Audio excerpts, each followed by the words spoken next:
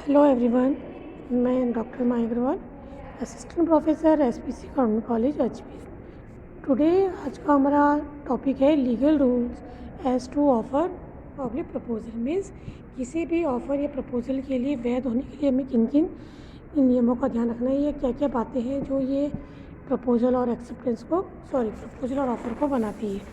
तो सबसे पहले अगर हम देखें तो किसी भी ऑफ़र और प्रपोजल के लिए दो पक्षकार होना ज़रूरी है। तो अगर हम देखें तो कोई भी प्रपोजल हो ये ऑफ़र तभी माना जाएगा जबकि एक पक्षकार दूसरे पक्षकार को प्रस्ताव करता है और दूसरा पक्षकार उस पर अपनी सहमति देता है। तो कहने का मतलब है कि पहला रूल अगर हम देखें तो किसी भी प्रपोजल के लिए there must be at least 2 parties require. कम से कम दो पक्षकार होने चाहिए। एक प्रस्ताव करेगा और दूसरा उसको एक्सेप्ट करेगा। सेकंड बात जो हमें देखनी वो है कि जो प्रपोजल है वो पॉजिटिव भी हो सकता है और नेगेटिव भी हो सकता है। प्रपोजल मीन्स किसी कार्य को करने की सहमति हाँ में चाहिए तो प्रपोजल पॉजिटिव माना जाएगा। और इसी प्रकार अगर पॉजिटिव नकारात्मक कार्य के लिए होती है, कार्य से ना करने के लिए होती है तो वो नेगेटिव प्रपोजल माना जाएगा। इसी प्रकार से अगर हम देखें तो प्रपोजल का उद्देश्य क्या होता है।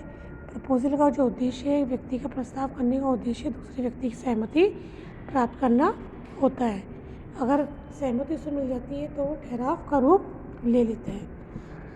अगला बिंदु है कि प्रपोजल जो हमारा एक्सप्रेस हो सकता है, इम्प्लाइड हो सकता है। जैसा कि हम देख चुके हैं प्रपोजल कई प्रकार के होते हैं। एक्सप्रेस प्रपोजल ऐसा प्रपोजल है जिसके अंतर्गत एक पक्षकार प्रस्तावक जो प्रस्ताव करता है वो अपनी बातें स्पष्ट रूप से कहकर या लिखकर सामने वाले व्यक्ति के समक्ष प्रकट करता है ताकि दूसरे व्यक्ति की सहमति प्राप्त हो जाए। और जबकि इम्प्लाइड प्रपोजल होता है जब व्यक्ति ने बोलता है ना कुछ कहता है बल्कि उसके व्यवहार से ऐसा लगता है कि जैसे उसने प्रस्ताव किया है।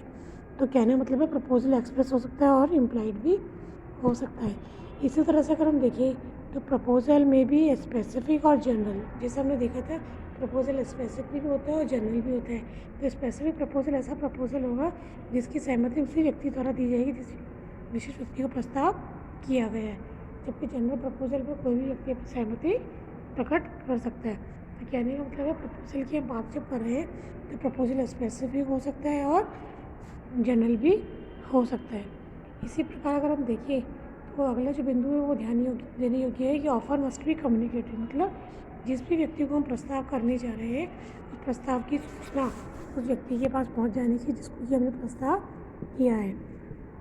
कहने का मतलब है यदि एक व्यक्ति दूसरे व्यक्ति को प्रस्ताव कर रहा है तो इसकी सूचना जिस व्यक्ति को प्रस्ताव किया गया उस तक वो प्रस्ताव पहुंचना चाहिए, तभी वो ऑफर मस्ट बी कम्युनिकेटेड हो पाएगा। मतलब जब तक सूचना उस तक नहीं पहुंची उसे किस प्रकार ज्ञात होगा कि उसे प्रस्ताव किया गया है।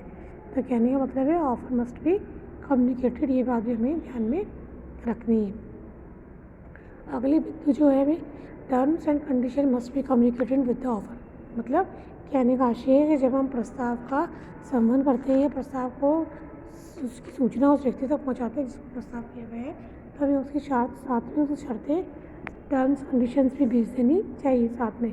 मान लीजिए हमने प्रस्ताव किया लेकिन शर्तें हमने नहीं बताई और हम उसको बाद में वो शर्त बताते हैं तो ज़रूरी नहीं है कि प्रस्ताव को स्वीकार ही करेगा, क्योंकि प्रस्ताव की शर्तें भी प्रस्ताव को स्वीकार करने या ना करने के ऊपर निर्भर करती है। तो कहने का आशय है जब प्रस्ताव का संबंध करते हैं तो प्रस्ताव के साथ साथ आपको उसकी शर्त और टर्म्स कंडीशन भी ऑफर के साथ में कम्युनिकेट कर देनी चाहिए। नेक्स्ट है इसी प्रकार अगर हम देखें तो इसका जो हम ऑफर या प्रपोजल बनाते हैं इसका ऑब्जेक्ट होना चाहिए intention to create legal relation.